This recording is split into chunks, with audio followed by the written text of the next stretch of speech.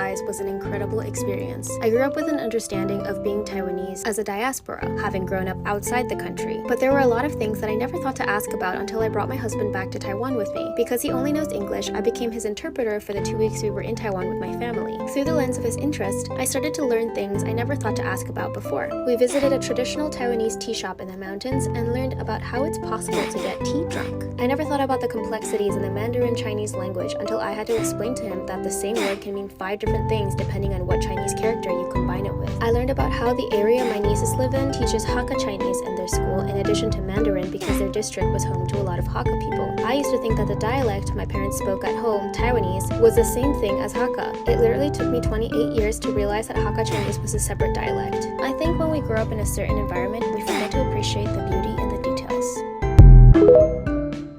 This is a message from my mum, so if you're not her, please keep scrolling. I'm kidding, I know you're probably not gonna scroll, but oh well. Hi mum, how's it going? How's it hanging? Blah blah blah. Yeah, you know the other day when you told me that I was addicted to my phone and that, oh, you need to get out more and stop going on TikTok so much, you're gonna get addicted. Well, don't think I don't see you with your Facebook and your Instagram, seeing what Sheila and Jim have been doing over the weekend. Don't think I don't see that. You know, when you come over to me and saying like, oh, look at Sheila's little child. I don't care about Sheila's little child. But it's the same thing as me checking up on my favourite TikTokers. You haven't even seen Sheila in like 20 years. Okay, bye.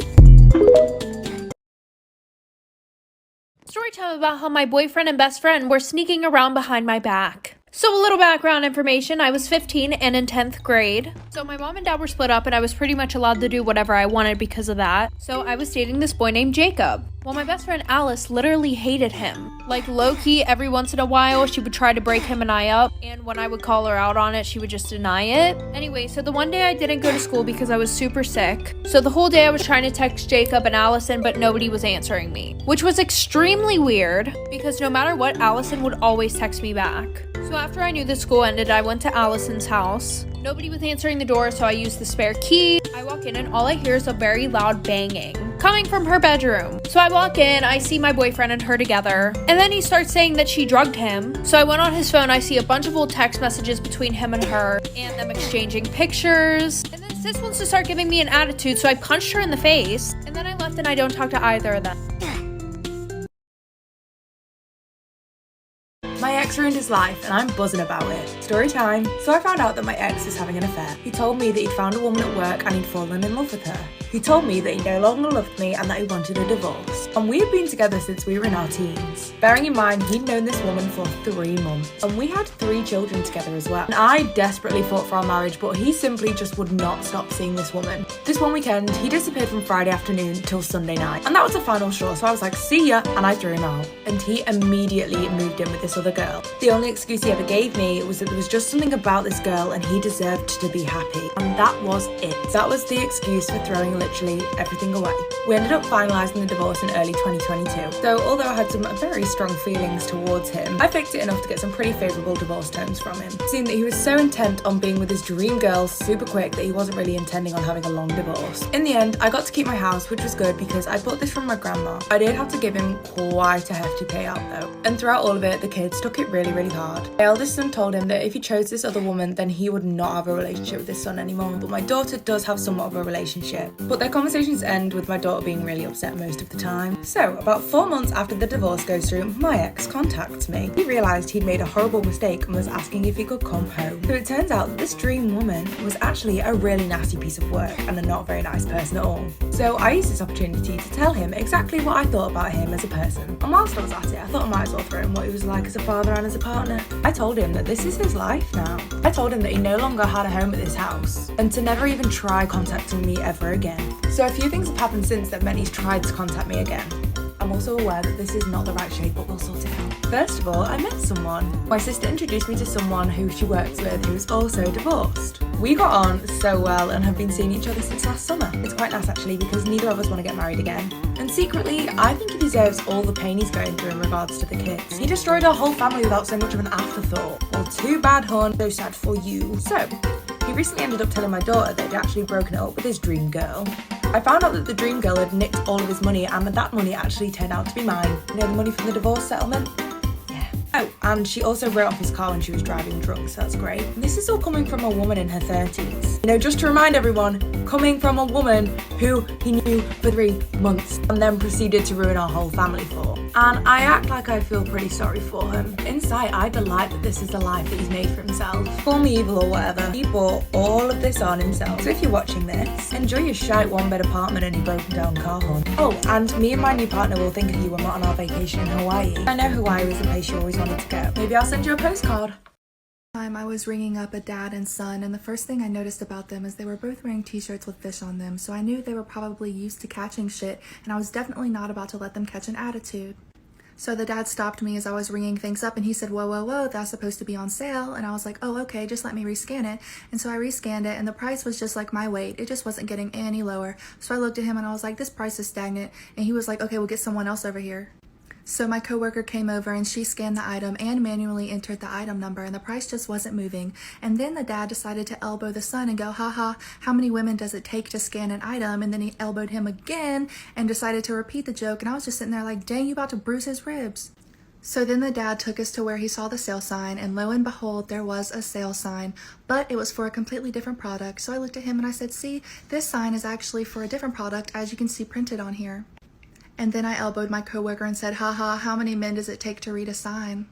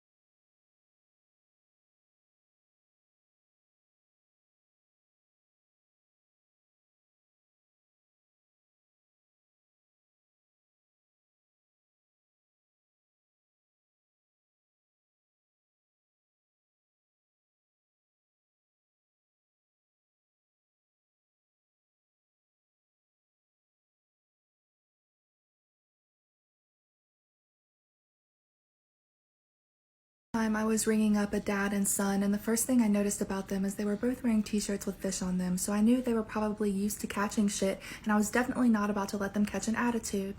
So the dad stopped me as I was ringing things up, and he said, whoa, whoa, whoa, that's supposed to be on sale. And I was like, oh, okay, just let me rescan it.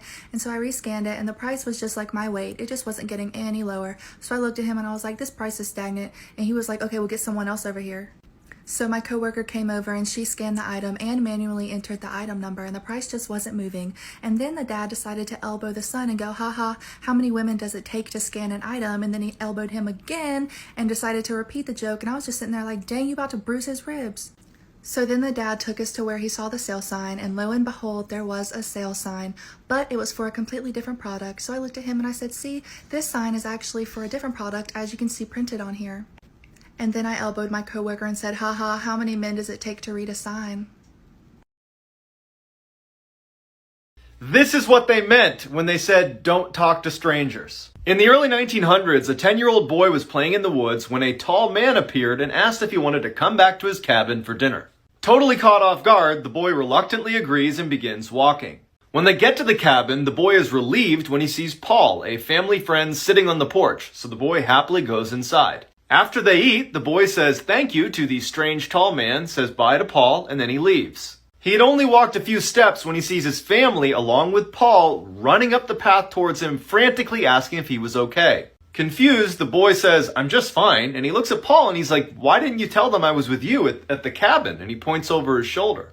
Paul glances over the boy's shoulder and then narrows his eyes and says, You were kidnapped by a cult 3 days ago. No one's seen you. Terrified, the boy turns around to look at the cabin he just came from, and it's gone. All he sees is a dark forest that stretches for miles.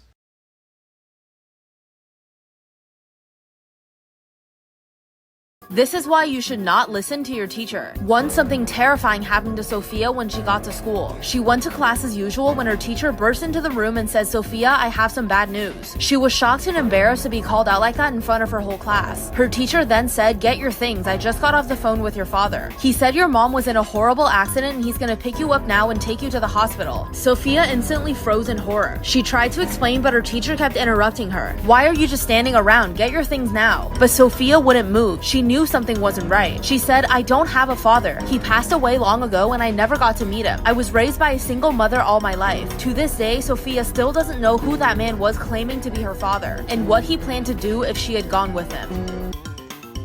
Story time about when my mom caught me doing it with my best friend.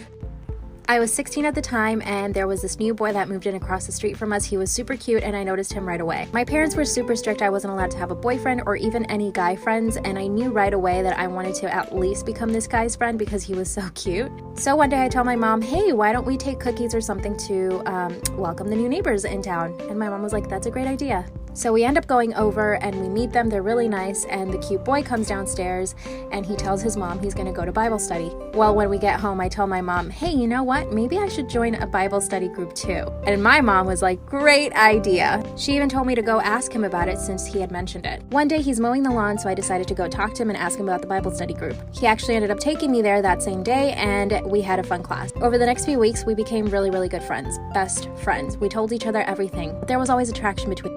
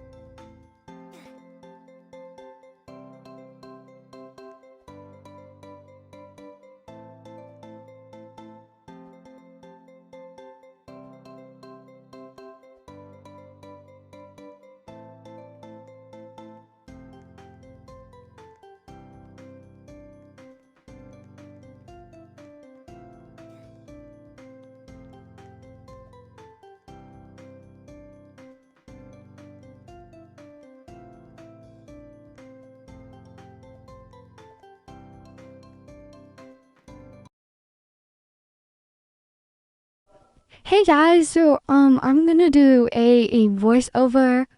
It's gonna be very awkward because I don't usually do voiceovers. So yeah. So if you guys have been wondering why I haven't been posting a lot, it's because I have school. I'm a kid. I'm a minor. Like I have school to attend. So yeah. And if you guys don't already know, I am going to be doing a giveaway. Once I make a group. I need Robux to make a group. I only have like 50. I have to use Sage's group. Go subscribe to her. So I'm doing a competition with Sage to see who can get more subscribers. And please subscribe to my channel. I need to win.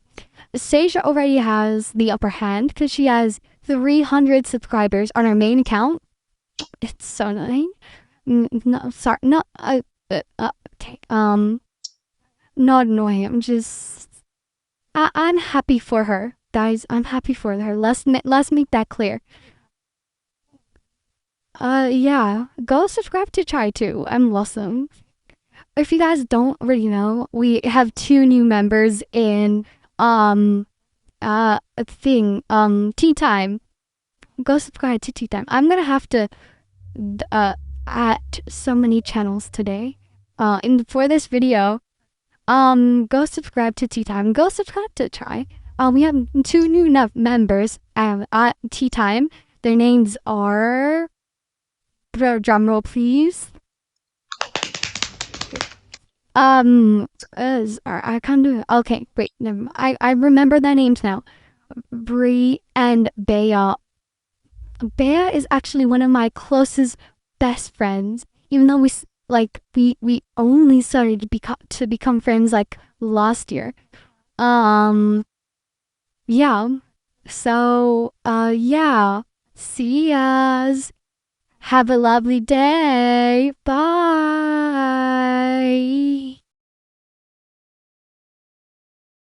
I think I have a stalker or worse. This guy broke into my house and I'm gonna show you a video. But first, let me give you the backstory. This story literally sounds unbelievable, and if I didn't have video, I bet that a bunch of you wouldn't believe me. Me and my mom lived together, and I had just gone out of town for the weekend, and she was also out of town, but we were not in the same spaces. We had 2 cats, and my mom got home before me, so she was looking for the cats to like make sure everything was fine. One of our cats was named Boo, and the other one was Rumpelstiltskin, and we could not find Rumpelstiltskin. That's when my mom noticed that the back door was left open. And my mom's like, there's no way that we just left the back door open for like 3 days. When my mom looks at the back door, she realizes that the lock is busted off.